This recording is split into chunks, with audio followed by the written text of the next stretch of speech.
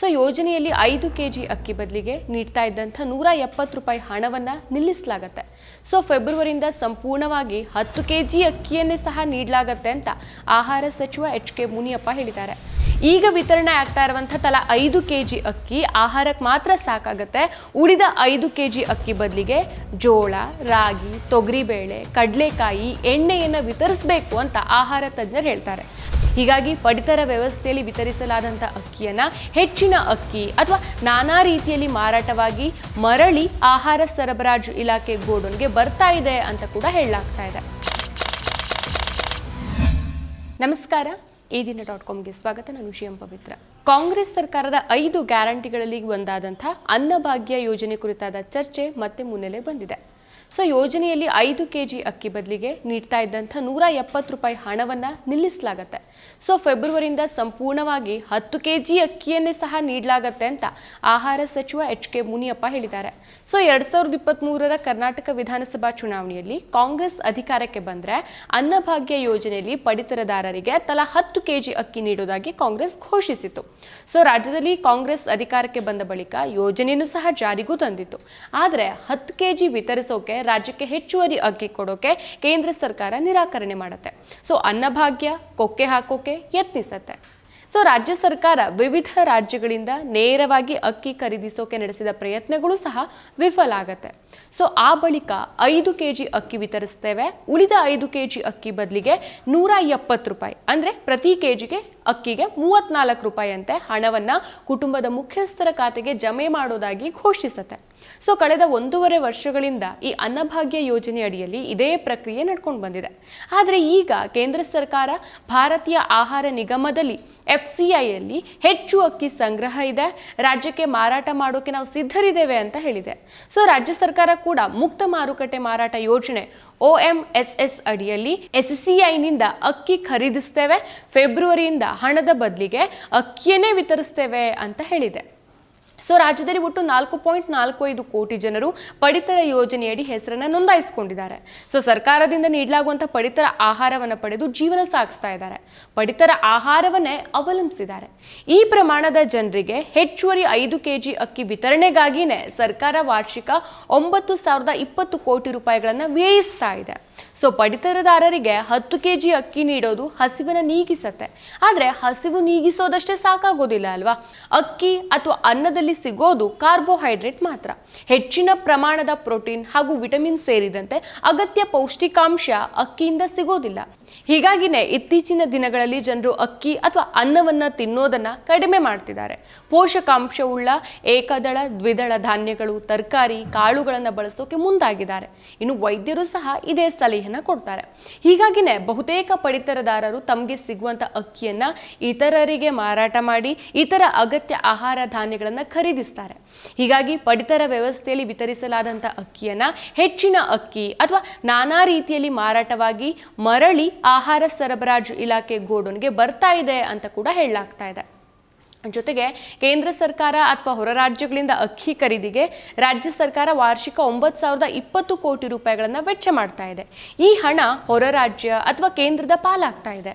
So ಕರ್ನಾಟಕದ ಹಣ ರಾಜ್ಯದಿಂದ ಹೊರ ಹೋಗ್ತಾ ಇದೆ. ಇದು ರಾಜ್ಯದ ಆರ್ಥಿಕತೆಗೆ ಯಾವುದೇ ಕೊಡುಗೆ ನೀಡೋದಿಲ್ಲ. ರಾಜ್ಯದ ರೈತರಿಗೆ ಅನುಕೂಲ ಆಗಲಿ, ರಾಜ್ಯದ ಜನರಿಗೆ ಯಾವುದೇ ರೀತಿಯ ಉಪಯೋಗವಾಗಲಿ ಆಗೋದಿಲ್ಲ ಅಂತ ಆರ್ಥಿಕ ತಜ್ಞರು ಹೇಳ್ತಾರೆ.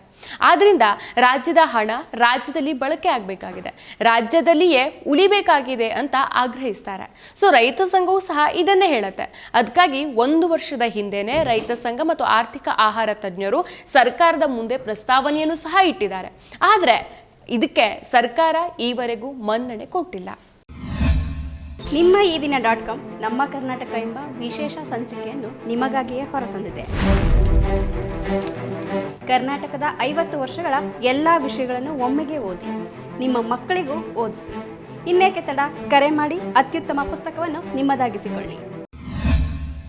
ಪರಿಗಣಿಸಿಯೂ ಇಲ್ಲ. ಇನ್ನು ಪಡಿತರ ಯೋಜನೆಯಡಿ ಪಡಿತರದಾರರಿಗೆ ಕೇವಲ ಅಕ್ಕಿ ಮಾತ್ರವೇ ವಿತರಿಸಬಾರ್ದು. ಈಗ ವಿತರಣೆ ಆಗ್ತಾ ಇರುವಂತಹ ತಲಾ 5 ಕೆಜಿ ಅಕ್ಕಿ ಆಹಾರಕ್ಕೆ ಮಾತ್ರ ಸಾಕಾಗತ್ತೆ. ಉಳಿದ 5 ಕೆಜಿ ಅಕ್ಕಿ ಬದಲಿಗೆ ಜೋಳ, ರಾಗಿ, ತೊಗರಿಬೇಳೆ, ಕಡಲೆಕಾಯಿ, ಎಣ್ಣೆಯನ್ನು ವಿತರಿಸಬೇಕು ಅಂತ ಆಹಾರ ತಜ್ಞರು ಹೇಳ್ತಾರೆ. ಸೊ ಈ ಎಲ್ಲ ಆಹಾರ ಸಾಮಗ್ರಿಗಳನ್ನು ವಿತರಿಸೋದ್ರಿಂದ ಪಡಿತರದಾರರಿಗೆ ಪೌಷ್ಟಿಕಾಂಶಯುಕ್ತ ಆಹಾರ ಸಿಗತ್ತೆ. ಸೊ ಪ್ರೋಟೀನ್ ಸೇರಿದಂತೆ ಅಗತ್ಯ ಇರುವಂತಹ ಎಲ್ಲ ಪೋಷಕಾಂಶಗಳನ್ನು ಒದಗಿಸಿದಂತಾಗತ್ತೆ. ಉತ್ತಮ ಆಹಾರ ಸೇವನೆಯಿಂದ ಜನರ ಆರೋಗ್ಯ ಸ್ಥಿತಿ ಮತ್ತಷ್ಟು ಸುಧಾರಿಸುತ್ತೆ. ಸೊ ಸರ್ಕಾರಕ್ಕೆ ಹೆಚ್ಚಿನ ಹೊರೆಯೂ ಆಗೋದಿಲ್ಲ ಅನ್ನೋದು ತಜ್ಞರ ವಾದ. ಸೊ ರೈತ ಸಂಘ ಹೇಳುವಂತೆ ರಾಜ್ಯ ಸರ್ಕಾರ ಕೂಡ ರಾಜ್ಯದಲ್ಲಿಯೇ ರೈತರು ಬೆಳೆಯುವ ಅಕ್ಕಿಯನ್ನು ಖರೀದಿಸಬೇಕು. ಜೊತೆಗೆ ದಕ್ಷಿಣ ಕರ್ನಾಟಕ ಮತ್ತು ಉತ್ತರ ಕರ್ನಾಟಕದಲ್ಲಿ ಹೆಚ್ಚಾಗಿ ಬೆಳೆಯುವ ರಾಗಿ ಮತ್ತು ಜೋಳವನ್ನು ಪಡಿತರ ವ್ಯವಸ್ಥೆಯೂ ಸಹ ಒಳಗೊಳ್ಳಬೇಕಾಗಿದೆ. ರಾಗಿ, ಜೋಳವನ್ನು ಕನಿಷ್ಠ ಬೆಂಬಲ ಬೆಲೆಯೊಂದಿಗೆ ಅಂದರೆ MSP ಜೊತೆಗೆ ಸರ್ಕಾರ ಖರೀದಿಸಬೇಕಾಗಿದೆ. ದಕ್ಷಿಣ ಕರ್ನಾಟಕ ಭಾಗದ ಪಡಿತರದಾರರಿಗೆ ಪ್ರತಿ ಕಾರ್ಡ್ಗೆ 5 ಕೆಜಿ ರಾಗಿಯನ್ನ, ಉತ್ತರ ಕರ್ನಾಟಕದ ಭಾಗದವರಿಗೆ 5 ಕೆಜಿ ಜೋಳವನ್ನು ಸಹ ವಿತರಣೆ ಮಾಡಬೇಕು. ಜೊತೆಗೆ ಪ್ರತಿ ಕಾರ್ಡ್ಗೆ 1 ಕೆಜಿ ತೊಗರಿಬೇಳೆ ಮತ್ತು 1 ಲೀಟರ್ ಕಡಲೆಕಾಯಿ ಎಣ್ಣೆಯನ್ನು ವಿತರಿಸಬೇಕು. ಸೊ ಪಡಿತರ ವ್ಯವಸ್ಥೆಯಲ್ಲಿ ಅಕ್ಕಿ ಜೊತೆಗೆ ಜೋಳ, ರಾಗಿ, ತೊಗರಿ ಹಾಗೂ ಕಡಲೆಕಾಯಿ ಎಣ್ಣೆಯನ್ನು ಒಳಗೊಳ್ಳೋದ್ರಿಂದ ರಾಜ್ಯಕ್ಕೆ ನಾನಾ ರೀತಿಯಲ್ಲಿ ಉಪಯೋಗಗಳು ಕೂಡ ಇದೆ. ಇದಕ್ಕಾಗಿ ಸರ್ಕಾರ ಹೆಚ್ಚುವರಿ ಹಣವನ್ನು ವ್ಯಯಿಸಬೇಕಾಗಿಲ್ಲ. ಬದಲಾಗಿ ಸರ್ಕಾರಕ್ಕೆ ಹೆಚ್ಚಿನ ಲಾಭ ಆಗತ್ತೆ, ರಾಜ್ಯದ ಆರ್ಥಿಕತೆಯೂ ಹೆಚ್ಚಾಗತ್ತೆ. ಅದು ಹೇಗೆ ಅಂತ ನೋಡೋದಾದ್ರೆ, ಸರ್ಕಾರ ಹೆಚ್ಚುವರಿ 5 ಕೆಜಿ ಅಕ್ಕಿ ವಿತರಿಸೋಕೆ ವಾರ್ಷಿಕ ಖರ್ಚು ಮಾಡುವ 9,020 ಕೋಟಿ ರೂಪಾಯಿಗಿಂತ ಇದು ಕಡಿಮೆನೇ ಖರ್ಚಾಗುತ್ತೆ. ರಾಗಿ, ಜೋಳ, ತೊಗರಿ ಮತ್ತು ಕಡಲೆಕಾಯಿ ಎಣ್ಣೆ ಖರೀದಿಗೆ 6,800 ಕೋಟಿ ರೂಪಾಯಿ ಸಾಕಾಗೋದ್ರಿಂದ 2,200 ಕೋಟಿ ರೂಪಾಯಿ ಸರ್ಕಾರದ ಬೊಕ್ಕಸದಲ್ಲಿಯೇ ಉಳಿಯುತ್ತೆ. ರಾಗಿ, ಜೋಳ, ತೊಗರಿ ಮತ್ತು ಕಡಲೆಕಾಯಿಯನ್ನ ರಾಜ್ಯದ ರೈತರೇ ಹೆಚ್ಚಾಗಿ ಬೆಳೆಯೋದ್ರಿಂದ ಇದನ್ನ ಸರ್ಕಾರ ಖರೀದಿಸೋದ್ರಿಂದ ಸರ್ಕಾರದ ಹಣ ರಾಜ್ಯದಲ್ಲಿಯೇ ಉಳಿಯುತ್ತೆ. ಈ ಪದಾರ್ಥಗಳನ್ನು ವಿತರಿಸೋದ್ರಿಂದ ರಾಜ್ಯದ ಜನರಲ್ಲಿ ಪೌಷ್ಟಿಕತೆ ಹೆಚ್ಚಾಗುತ್ತೆ, ಜನರ ಆರೋಗ್ಯವೂ ಸುಧಾರಿಸುತ್ತೆ.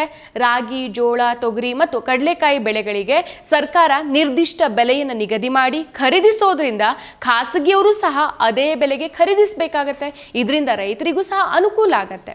ಇನ್ನು ರಾಜ್ಯದಲ್ಲಿ ಬೆಳೆಯಲಾಗುವ ಒಟ್ಟು ಬೆಳೆಯಲ್ಲಿ 10% ಉತ್ಪನ್ನವನ್ನ ಮಾತ್ರವೇ ಸರ್ಕಾರ ಖರೀದಿಸಿದ್ರೂ ಸಹ ಸರ್ಕಾರ ನಿಗದಿ ಮಾಡುವ ಬೆಲೆಯಿಂದ MSP ನಿಗದಿಯಾಗತ್ತೆ. ರೈತರಿಗೆ ಲಾಭ ಆಗತ್ತೆ. ಬೆಲೆ ನಿಗದಿ, ಮಾರಾಟ ಹೆಚ್ಚಾಗೋದ್ರಿಂದ ಹೆಚ್ಚಿನ ಯುವ ಜನರು ಕೃಷಿಯಲ್ಲಿ ತೊಡಗಿಸಿಕೊಳ್ಳಬಹುದು. ಇದು ಸಾಧ್ಯ ಆದರೆ ನಿರುದ್ಯೋಗ ಸಮಸ್ಯೆ ಸಹ ಕಡಿಮೆ ಆಗತ್ತೆ.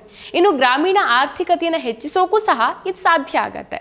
ಪಡಿತರ ವ್ಯವಸ್ಥೆಯಲ್ಲಿ ಸ್ಥಳೀಯ ಆಹಾರಗಳು ಒಳಗೊಳ್ಳೋದ್ರಿಂದ ರೈತರ ಸಬಲೀಕರಣದ ಜೊತೆಗೆ ಪಡಿತರ ವ್ಯವಸ್ಥೆಯನ್ನು ಸ್ವಾವಲಂಬಿ ಮತ್ತು ಸದೃಢಗೊಳಿಸಿ ಕೇಂದ್ರದ ಮೇಲಿನ ಅವಲಂಬನೆಯಿಂದ ಹೊರಬರೋ ಮೂಲಕ ಕರ್ನಾಟಕ ಸರ್ಕಾರ ಇಡೀ ದೇಶಕ್ಕೆ ಮಾದರಿಯಾಗುತ್ತೆ. ಇದೆಲ್ಲವೂ ಸಹ ಪ್ರಾಯೋಗಿಕವಾಗಿ ಸಾಧ್ಯ ಅನ್ನೋದು ರೈತ ಸಂಘ ಮತ್ತು ತಜ್ಞರ ಬಲವಾದ ಅಭಿಪ್ರಾಯ. ಇನ್ನು ರಾಗಿ, ಜೋಳ, ತೊಗರಿಬೇಳೆ ಮತ್ತು ಕಡಲೆಕಾಯಿ ಎಣ್ಣೆಯನ್ನು ಪಡಿತರ ವ್ಯವಸ್ಥೆಯಲ್ಲಿ ವಿತರಿಸೋದ್ರಿಂದ ಸ್ಥಳೀಯ ಬೆಳೆಗಳಿಗೆ ಬೇಡಿಕೆ, ಪೂರೈಕೆ ಹೆಚ್ಚಾಗತ್ತೆ. ಇನ್ನು ಪಡಿತರದಲ್ಲಿ ವಿತರಣೆ ವಾರ್ಷಿಕವಾಗಿ ರಾಗಿ ಮತ್ತು ಜೋಳ ತಲಾ 3.3 ಲಕ್ಷ ಟನ್ ಬೇಕಾಗುತ್ತೆ. ಜೊತೆಗೆ ತೊಗರಿ 1.6 ಲಕ್ಷ ಟನ್ ಹಾಗೂ ಕಡಲೆಕಾಯಿ 1.3 ಲಕ್ಷ ಟನ್ ಬೇಕಾಗುತ್ತೆ. ಈ ಉತ್ಪನ್ನಗಳಲ್ಲಿ ರಾಗಿ ಕೆಜಿಗೆ 43.5 ರೂಪಾಯಿಗಳಂತೆ 1,435 ಕೋಟಿ ರೂಪಾಯಿ, ಜೋಳ ಕೆಜಿಗೆ 37 ರೂಪಾಯಿ ಅಂತೆ 1,221 ಕೋಟಿ ರೂಪಾಯಿ ಆಗುತ್ತೆ. ತೊಗರಿಬೇಳೆ ಕೆಜಿಗೆ 90 ರೂಪಾಯಿ ಅಂತೆ 1,440 ಕೋಟಿ ರೂಪಾಯಿ ಆಗುತ್ತೆ. ಹಾಗೆಯೇ ಕಡಲೆಕಾಯಿ ಕೆಜಿಗೆ 200 ರೂಪಾಯಿ ಅಂತೆ 2,700 ಕೋಟಿ ರೂಪಾಯಿ ಖರೀದಿ ವೆಚ್ಚ ಆಗುತ್ತೆ. ಇದು ವರ್ಷಕ್ಕೆ ಒಟ್ಟು 6,800 ಕೋಟಿ ರೂಪಾಯಿ ವೆಚ್ಚ ಆಗುತ್ತೆ. ಇದು ರಾಜ್ಯ ಸರ್ಕಾರವು ಈಗ ಅಕ್ಕಿ ಖರೀದಿಗಾಗಿ ವ್ಯಯಿಸ್ತಾ ಇರುವಂತ 9,020 ಕೋಟಿ ರೂಪಾಯಿಗೆ ಹೋಲಿಸಿದ್ರೆ ಇನ್ನೂ 1,200 ಕೋಟಿ ರೂಪಾಯಿ ಕಡಿಮೆ ವೆಚ್ಚ ಆಗುತ್ತೆ. ಅಷ್ಟೇ ಅಲ್ಲ, ಪ್ರಸ್ತುತ ರಾಜ್ಯದಲ್ಲಿ 11 ಲಕ್ಷ ಟನ್ ರಾಗಿ, 7 ಲಕ್ಷ ಟನ್ ಜೋಳ, 11 ಲಕ್ಷ ಟನ್ ತೊಗರಿ ಹಾಗೂ 4.5 ಲಕ್ಷ ಟನ್ ಕಡಲೆಕಾಯಿ ಬೆಳೆ ಆಗ್ತಾ ಇದೆ. ಈ ಪೈಕಿ ರೈತರು ತಮ್ಮ ಬಳಕೆಗಾಗಿ 5.5 ಟನ್ ರಾಗಿಯನ್ನ, 3.5 ಟನ್ ಜೋಳವನ್ನ ಹಾಗೂ 20% ತೊಗರಿಯನ್ನ ಬಳಸ್ತಾ ಇದ್ದಾರೆ. ಉಳಿದ ಸುಮಾರು 50ರಿಂದ 80% ಅಷ್ಟು ಬೆಳೆಗಳನ್ನ ಮಾರಾಟ ಮಾಡ್ತಿದ್ದಾರೆ. ಸೊ ಮಾರಾಟವಾಗುವಂತ ಬಹುತೇಕ ಉತ್ಪನ್ನಗಳನ್ನ ಪಡಿತರ ವ್ಯವಸ್ಥೆಗಾಗಿ ಸರ್ಕಾರ ಖರೀದಿಸಿದ್ರೆ ಕೃಷಿ ಉತ್ಪನ್ನಗಳ ಪೂರೈಕೆ ಹೆಚ್ಚಾಗುತ್ತೆ, ಉತ್ತಮ ಬೆಲೆಯೂ ಸಿಗುತ್ತೆ. ಸರ್ಕಾರಕ್ಕೆ ಬೆಲೆ ನಿಗದಿ ಮಾಡೋದ್ರಿಂದ ಖಾಸಗಿ ಖರೀದಿದಾರರು ಸಹ ಅದೇ ಬೆಲೆಗೆ ಖರೀದಿ ಮಾಡಬೇಕಾಗತ್ತೆ. ಇದರಿಂದ ರೈತರು ಸಬಲರಾಗ್ತಾರೆ. ರೈತರ ಆರ್ಥಿಕತೆ ಜೊತೆಗೆ ಗ್ರಾಮೀಣ ಆರ್ಥಿಕತೆ ಹಾಗೂ ರಾಜ್ಯದ ಆರ್ಥಿಕತೆ ಮತ್ತಷ್ಟು ಹೆಚ್ಚಾಗತ್ತೆ. ರೈತರ ಆತ್ಮಹತ್ಯೆಗಳನ್ನು ಸಹ ಈ ಮೂಲಕ ತಡೆಯೋಕೆ ಸಾಧ್ಯ ಆಗತ್ತೆ.